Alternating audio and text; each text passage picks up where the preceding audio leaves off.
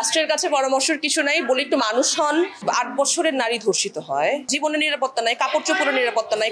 আমি শুধু ঘরে বসে কাঁদবো, ফেসবুকে দিয়ে একটা স্ট্যাটাস দিব, এটাই আমার কাজ। যেটা হচ্ছে দেখে খুব টিপটপ লাগছে, সেজে গুজে এসেছি ক্যামেরার সামনে, তাই হয়তো মনে হচ্ছে যে ভালো আছি, বাট মানসিকভাবে ভীষণ বিপর্যস্ত।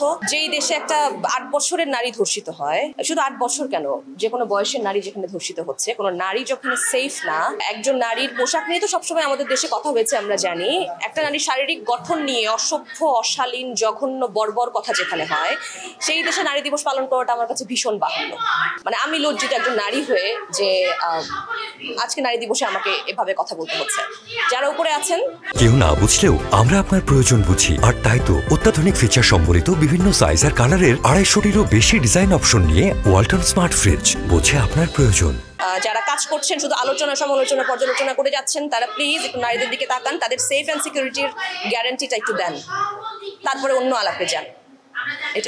এটাই বললাম যে আমরা এটাকে কখনো শুনেছি যে একজন নারী শারীরিক গঠন নিয়ে এরকম বর্বর, অসভ্য, অশালীন কথা কেউ বলবে। আমি এখনো কাঁপছি, আই এম স্টিল শিভারিং। আমি জানি না আমি কি বলবো। দ্রুত দ্রুত দ্রুত ব্যবস্থা নেওয়া ভীষণ জরুরি। জানি না, আলোচনা তো চলেই সারাক্ষণ, সব তো কি পর্যালোচনা, আলোচনা চলে সারাক্ষণ, জানি না। আবদার, দাবি এবং অনুরোধ, আসলে আবদার দাবি বলে তো লাভ নেই, এখন অনুরোধ করছি যে দ্রুত সমাধান করেন, দ্রুত বিচারের আওতায় সবাইকে নিয়ে আসেন, দ্রুত সমাধান করেন। কোথায় শিক্ষিত, কোথায় আধুনিক?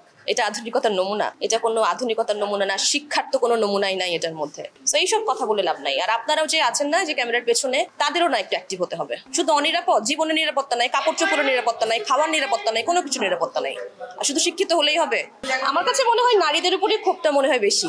কেন জানি না, অনেক কথাই বলা যায়, বাট আসলে দায়বদ্ধতার কারণে অনেক কথা বলতে পারি না, আবার কিছু না বললেই হয় না বলে বলছি। দেশ পিছিয়ে যাচ্ছে, দেখে মনে হচ্ছে ভালো আছি, বাট ভীষণ ভাবে খারাপ আছি। আসলে আপনি সুরক্ষিত হয়ে তো লাভ নেই, আমার পাশের মানুষ সুরক্ষিত আছে কিনা সেটা আমাকে দেখতে হবে। আমি এমন কোনো পদে নাই ভাই যে আমি দেখবো।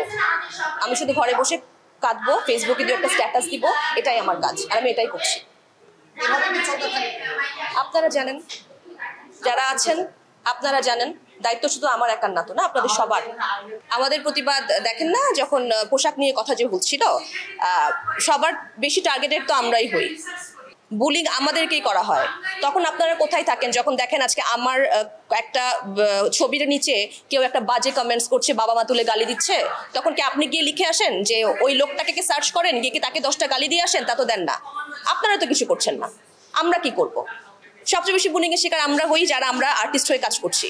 রাষ্ট্রের কাছে পরামর্শের কিছু নাই, বলি একটু মানুষ হন, মানবিকতা একটু গ্রো করুক, মানসিকতা একটু ঊর্ধ্বে যাক, শুধু এটাই বলার আছে, আর কিছু বলার নেই।